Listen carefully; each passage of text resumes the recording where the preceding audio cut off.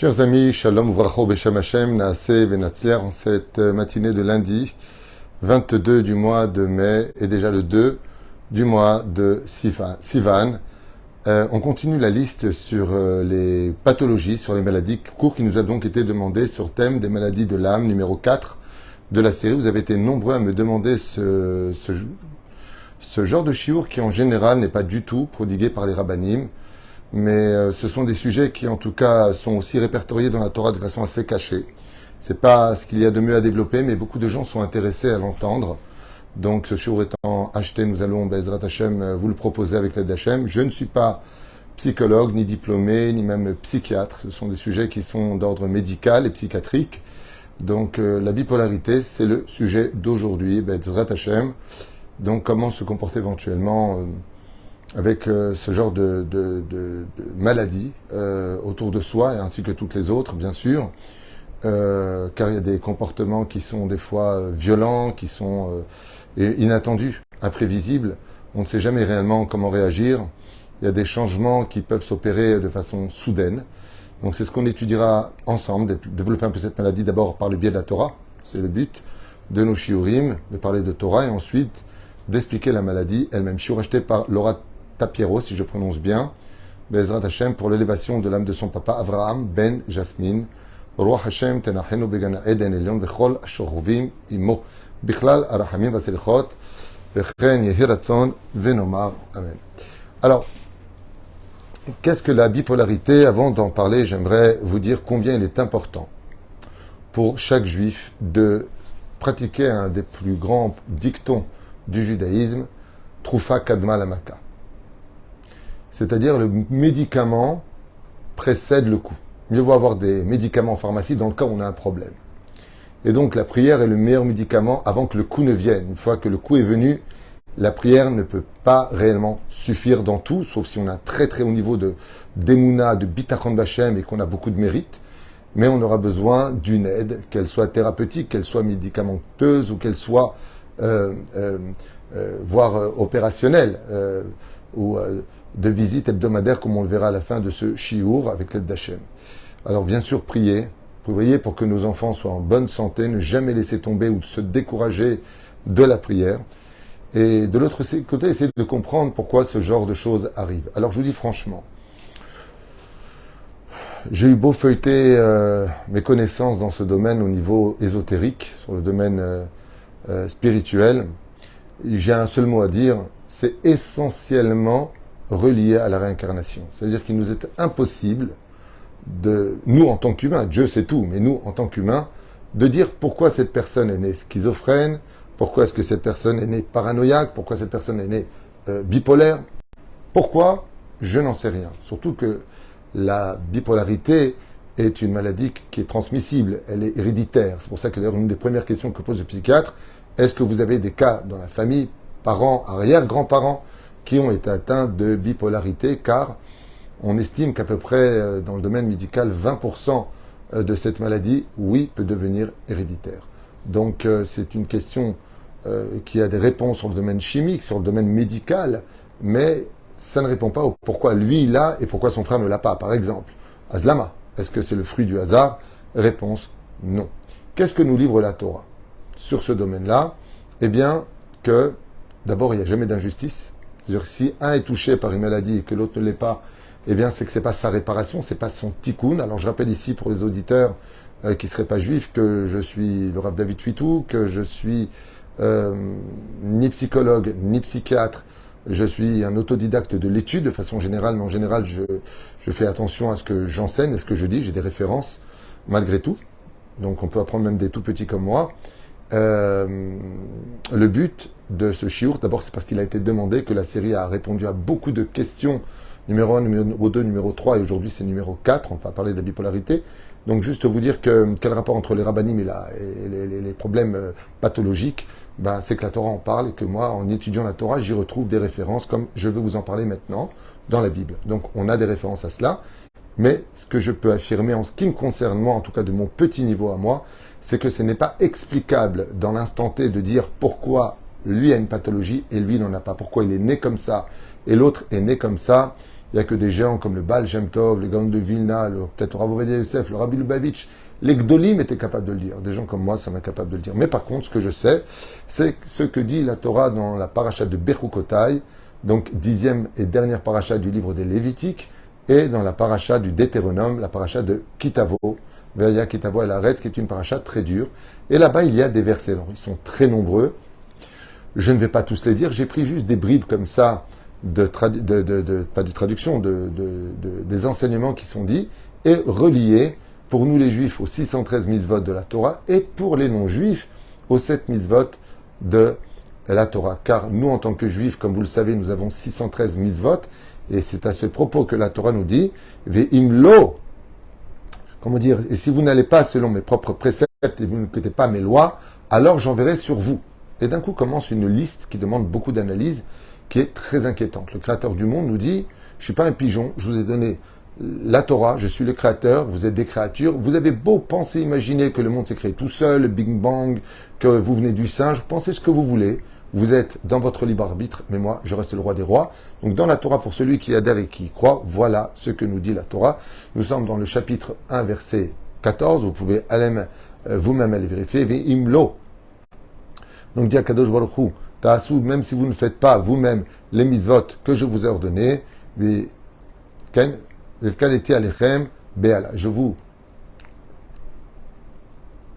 je mettrai sur vous donc de la crainte, mais divon nefesh, vous tomberez dans dépression. Stam ve'en rodef, nastem ve'en rodef, ça veut dire vous fuirez alors que personne ne vous poursuit. On peut parler ici de la maladie de la paranoïa, entre autres. Et le reste, je ne veux pas vous le dire parce que c'est pas agréable à entendre et c'est pas le but. Mais la Torah en parle. La Torah nous promet le Gan Eden, la Torah nous dit que Dieu nous aime, la Torah nous dit que Dieu aime toutes ses créatures, tout ce que tu veux. Mais il y a aussi des parachiotes qui disent des choses très dures à entendre, mais ce n'est pas pour autant, si on jouait la politique de l'autruche, que ça enlèverait ce qui est marqué. Donc on doit tout savoir. Dans la paracha de Kitavo, verset 28, chapitre 28. Yakecha Hashem beshigaon, l'Éternel ton Dieu, si tu ne fais pas donc la Torah des mitzvot, si tu fais du mal à ton prochain, si tu as fait pleurer ton prochain, si tu as donné de la peine à ton prochain, si tu as fait subir une injustice à ton prochain, lui voler sa propriété, Dieu te dit, eh bien je t'enverrai. Quand? Peut-être dans la prochaine réincarnation, c'est pas marqué. Shigaon, de la folie en toi. Veivaron, mettons les vaves, et ton cœur ne saura même plus comment réagir. Ach ashuk vegazul kol yamim, tu te sentiras comme volé et comme violé dans ta personnalité intérieure, kol ayamim, sans trouver de médicaments à ta maladie. Ve'en moshia, et personne ne pourra t'aider.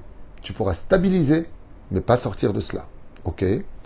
Ve'lo te'amin be'atzmecha, tu n'auras même plus d'émouna en toi-même, tu seras en d'autres termes, sans confiance.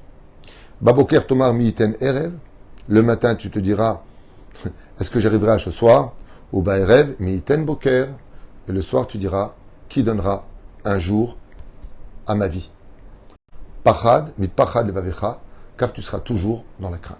Alors on va s'arrêter là pour la Torah parce que ça fait peur, on n'a pas envie de l'entendre, de quoi on parle, la histoire, Hashem Shmor, c'est marqué à Botaï, c'est dans le Sefer Torah qu'on aime et qu'on adore, qui est à 98% rempli d'encouragement, de mitzvot masim tovim, et de l'autre côté, eh bien, qui nous parle de problèmes sérieux. Alors, qu'est-ce que la bipolarité? C'est une maladie psychiatrique de très importante situation de mise en garde, qui correspond donc à un dysfonctionnement, si vous voulez, des neurones, perturbés par une surproduction de sérotonine.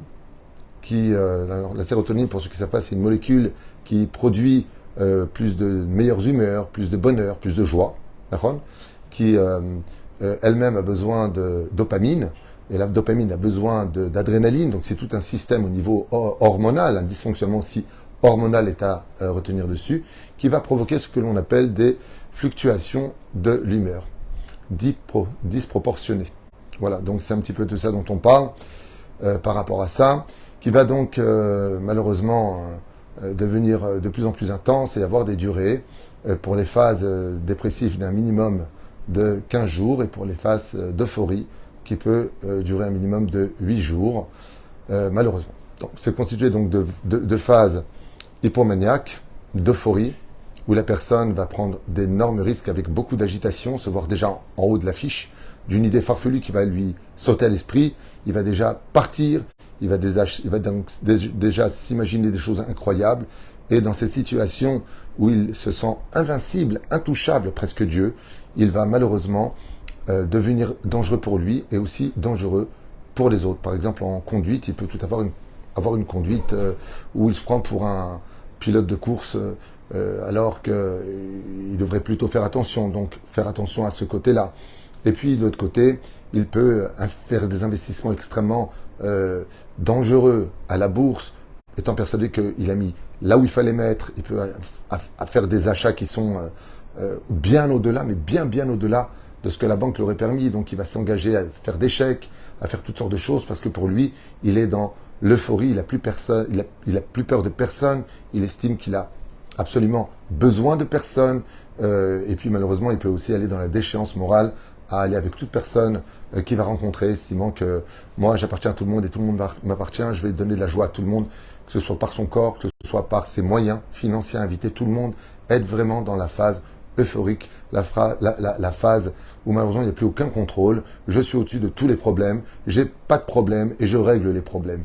Voilà un petit peu, j'aurais une caricature de cette phase euphorique qui va le faire monter extrêmement haut et qui malheureusement, eh bien, va aussi avoir une phase contraire, mais contraire tout à l'extrême, dû à un système émotif chez lui exagéré dans tout. Tout est tout le temps exagéré, d'où l'importance de la stabilisation de cette maladie, du dysfonctionnement et de la fluctuation donc de l'humeur, qui est disproportionnée, comme vous l'avez bien compris. La phase, par contre, qui est le tsarino arabe, la phase maniaco-dépressif, elle est très dangereuse aussi, parce qu'elle a une durée qui est indéterminée, on a dit minimum 2 semaines, où la personne passe de tout à plus rien.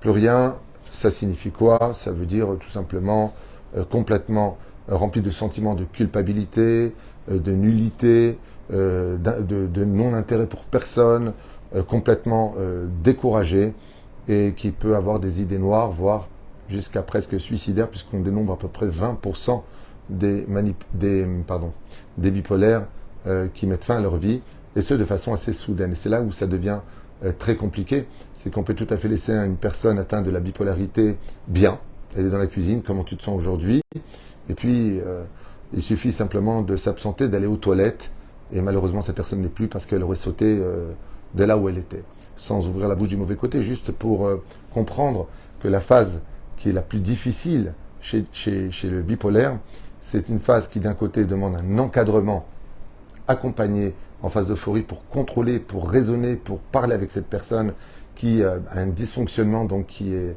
dans un surplus, et puis de l'autre côté, qui va rentrer dans une situation de déprime totale, où il devient carrément sourd, il peut même se fixer des dates dans sa folie, de voir tout noir devant lui, de mettre un terme à sa vie, ou de je vous dérangerai plus, ou de ne plus manger. Alors ça passe de trop manger, moins manger, ça dépendra de son dysfonctionnement et de son encadrement.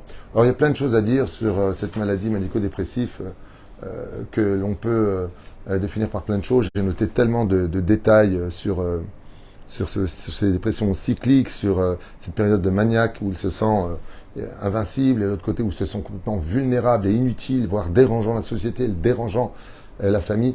Et le comportement est très compliqué parce que on ne sait jamais comment faire. On ne sait pas si on peut lui prêter les clés de la voiture, on ne sait pas si on peut lui faire confiance, on ne sait pas s'il a stabilisé sa maladie. C'est pour cela que la première règle, un petit peu comme l'éducation avec nos enfants, c'est d'avoir un contact assez régulier avec le médecin traitant. C'est-à-dire que lui, c'est exactement où il en est, puisque les personnes atteintes de bipolarité doivent avoir un suivi journalier, car il n'y a pas mieux qu'eux pour savoir où ils en sont dans leur saut d'humeur. Est-ce qu'ils sont en phase d'euphorie ou en phase moyenne, ou voire en phase de dépression. Et ainsi donc, la personne va faire ce qu'on appelle des graduations et les présenter à son psychiatre, qui demandera, même dans les cas de meilleure stabilisation chez cette maladie, une visite minimum une fois tous les 3 mois.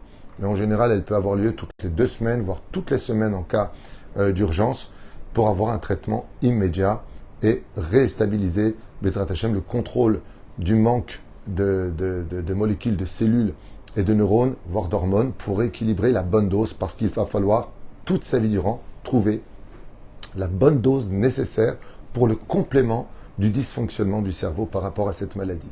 Donc avoir en tant que mari, en tant que femme d'un bipolaire, en tant qu'enfant d'un bipolaire ou en tant que fils de parents bipolaires, d'un parent en tout cas bipolaire, il faut avoir vraiment un énorme contact singulier, régulier, pour savoir quoi faire, des fois ne pas lui dire, ne mettre son médicament, parler avec le médecin pour pouvoir gérer cela. La deuxième chose, eh bien, c'est que le bipolaire peut être très irritable dans une de ses phases et même s'il y a 2 degrés dans la bipolarité, je ne vais pas développer la maladie elle-même, je ne suis pas médecin, mais il y a plusieurs choses à dire dans ce domaine qui peuvent être régularisées par la famille, quoi qu'il advienne, le comportement à avoir est basé essentiellement sur le côté non émotif mais cérébral. C'est-à-dire que si, en tant que conjoint, en tant qu'enfant, en tant que parent, je ne suis pas cérébral dans mes réactivités vis-à-vis d'un bipolaire, je vais prendre les choses à cœur parce que le bipolaire étant des fois très agressif, très irritable, voire violent, même physiquement, on peut arriver malheureusement à un manque de contrôle de soi-même et très vite se décourager, voire fuir le personnage parce que on n'a pas les kélim, on n'a pas les moyens, on n'est pas psychologue, on n'est pas psychiatre, on ne comprend pas vraiment ce qui se passe. On aime cette personne qui est en face de nous, on a envie de l'aider, on a envie de le sortir de là où il est, mais à part lire quelques psaumes, prier et lui tenir la main, essayer de parler à son cœur, on n'a pas beaucoup en réalité de solutions. On n'est pas un produit chimique qui pouvons compléter ce manque qui des fois nous échappe complètement parce qu'on n'en peut plus. On est à bout et soi-même, on peut rentrer en dépression parce qu'on n'arrive plus à gérer la maladie de celui qu'on veut aider. Alors, la première condition, bien sûr, c'est que la personne atteinte de bipolarité veut s'en sortir. Dans ces moments de stabilisation, elle retrouve vraiment un équilibre du raisonnement et c'est là où il faut lui parler, c'est là où il faut le raisonner pour essayer, Bezrat Hashem, de lui faire prendre conscience qu'on est là pour lui, qu'on l'aime, qu'il soit dans les moments d'euphorie ou dans les moments de dépression les plus totales, on est là et on est là pour lui, on va l'aider.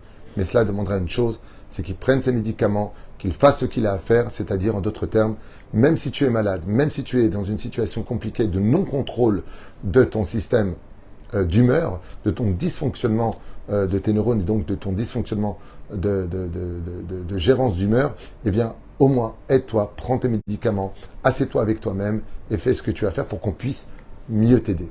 Donc, vis-à-vis des parents ou des parents, donc des parents qui sont en relation avec un proche qui est bipolaire, la première des règles, c'est d'étudier la maladie, de comprendre ce qu'est la maladie. Ça va vous donner de l'empathie, encore plus de la peine pour celui qui malheureusement est empreint de cette maladie et non pas de le juger en disant j'en peux plus, tu me saoules, c'est n'importe quoi, je comprends plus rien, pour moi t'es pas malade. C'est une grave erreur.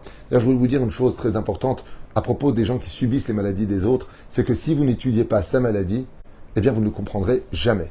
C'est un peu pareil au niveau des tendances entre les kipotes noires, les kipotes srugot. Nous, entre juifs, si on n'étudie pas ce que l'autre a étudié, on ne pourra jamais le comprendre. Si on n'étudie pas le problème de celui qu'on aime, qu'on veut aider, si on ne sait pas de quoi il en ressort, on ne pourra pas l'aider parce qu'on ne pourra pas le comprendre et on sera dépassé très rapidement par des réactivités à laquelle on ne peut plus faire face.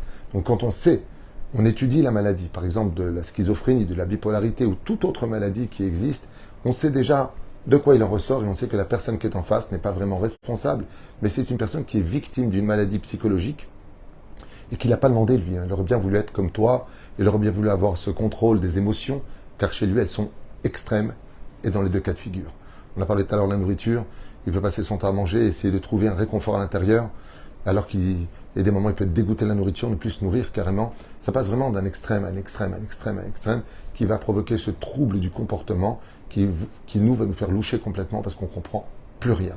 On met des cadenas pour pas qu'il ouvre, on a peur qu'il saute, on met des barreaux à la fenêtre, ça devient compliqué. Alors, quels sont les traitements de stabilisation que la médecine nous propose? Je vous en ai noté quelques-unes pour ceux qui sont intéressés. Quoique, à mon avis, ceux qui connaissent la maladie n'ont pas du tout besoin de moi. C'est juste parce qu'on m'a demandé ce cours que je fais, quoique c'est important. Bezrat Hashem Yitbarach. Après, on finira avec une parole spirituelle sur cette situation.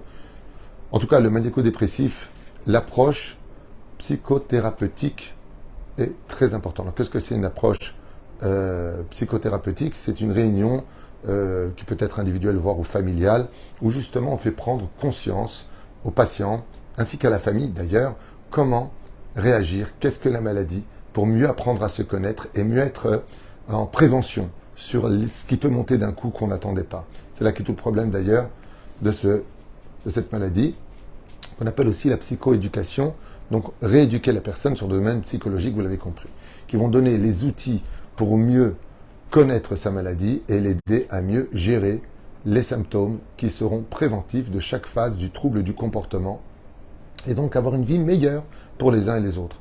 D'ailleurs, ce que moi je conseille vivement pour toutes les maladies, quelles qu'elles soient, c'est d'accepter, écoutez bien, et de réaliser. J'aimerais vous donner un petit exemple qui s'est passé vendredi. J'ai demandé à un ami d'apporter des bouteilles d'huile à quelqu'un, une personne âgée. Donc la personne apporte les bouteilles d'huile et cette vieille dame, que Dieu la bénisse, ayant déjà de très très grandes difficultés à se tenir debout, à marcher droit, dû à certaines maladies vu son âge, et la personne lui dit « Excusez-moi, c'est un peu lourd, il y a 8 bouteilles d'huile, je vais vous les déposer sur la table. » « Non, non, non, non, non, je ne veux pas vous déranger, je ne veux pas vous déranger. » La personne lui dit « Mais madame, vous êtes fatiguée, ça pèse lourd, il y a 8 bouteilles d'huile, c'est lourd, laissez-moi juste les poser, c'est à 2 mètres de moi. » « Non, non, j'ai honte, je ne veux pas vous déranger. » Cette personne qui m'a rendu service lui remet entre les mains. Cette vieille dame que j'aime beaucoup se retourne, et bien entendu perd l'équilibre, et bien entendu tombe par terre, et bien entendu se fait une partie du dos, je ne sais pas exactement, je crois un disque. En tout cas aujourd'hui elle souffre énormément et elle ne peut pas s'asseoir, elle ne peut pas s'allonger. Alors, c'est bien de vouloir rendre service à la terre entière, c'est bien de vouloir ne déranger personne, mais apprends à te connaître. Apprends à te connaître.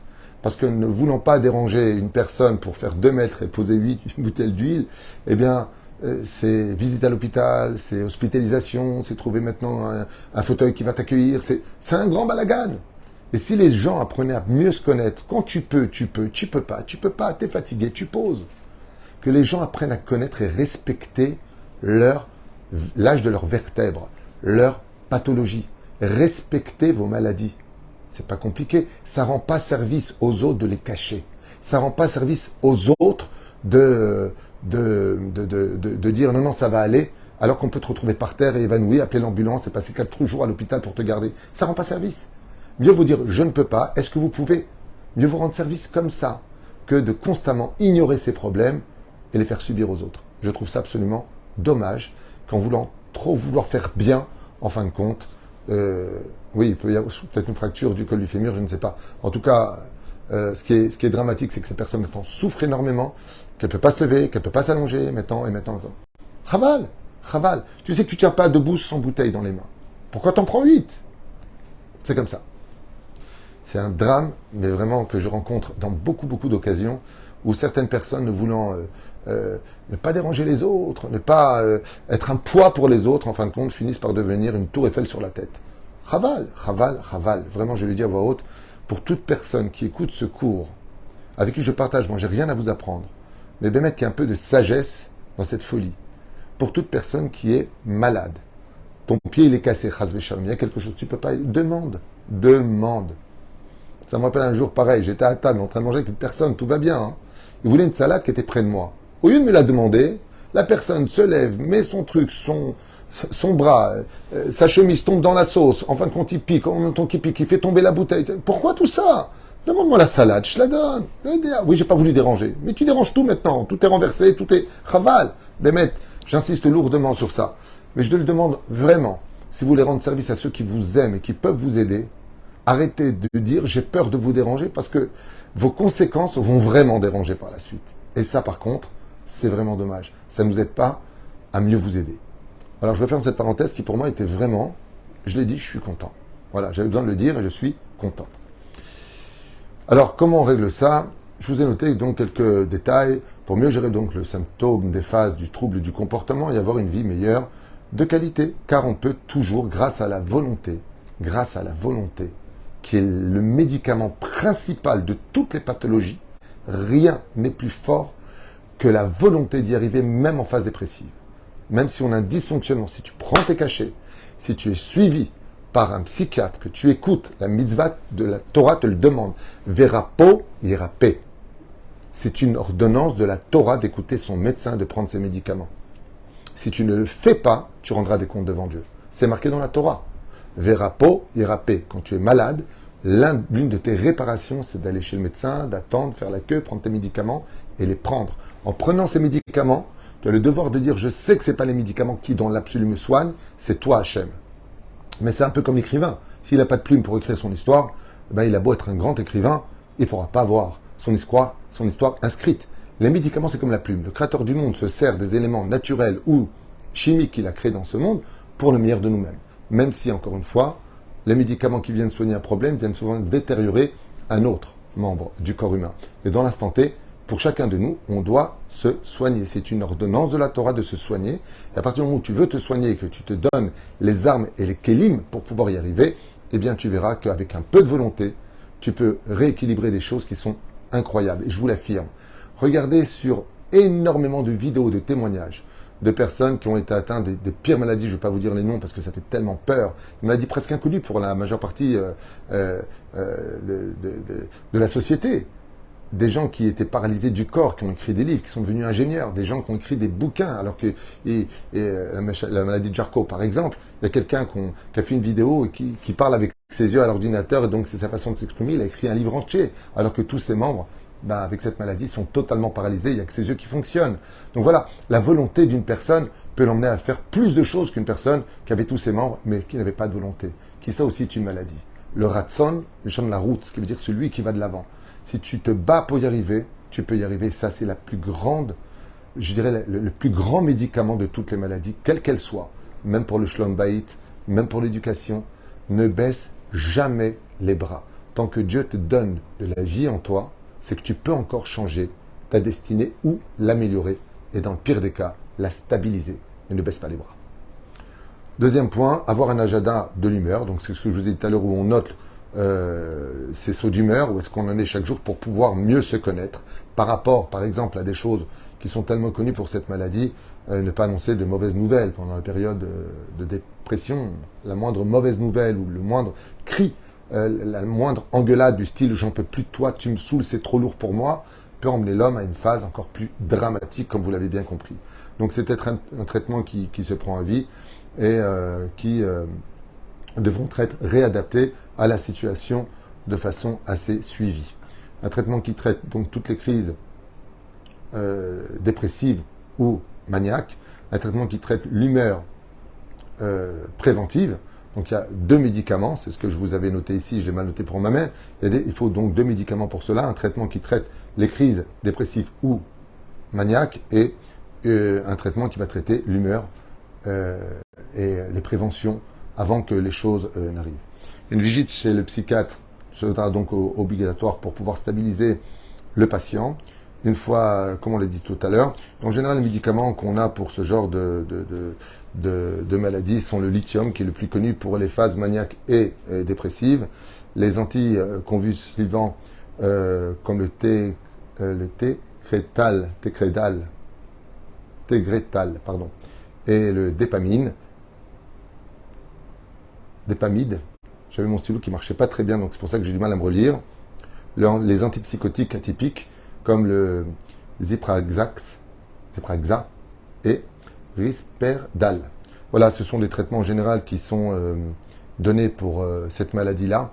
Et en espérant avec l'aide d'Hachem, beaucoup de prières. Moi, je dis souvent qu'il n'y a pas plus fort au monde que la prière. Il faut savoir que vous ne le savez peut-être pas, mais beaucoup de grands rabbinim ont été malheureusement frappés de beaucoup de maladies.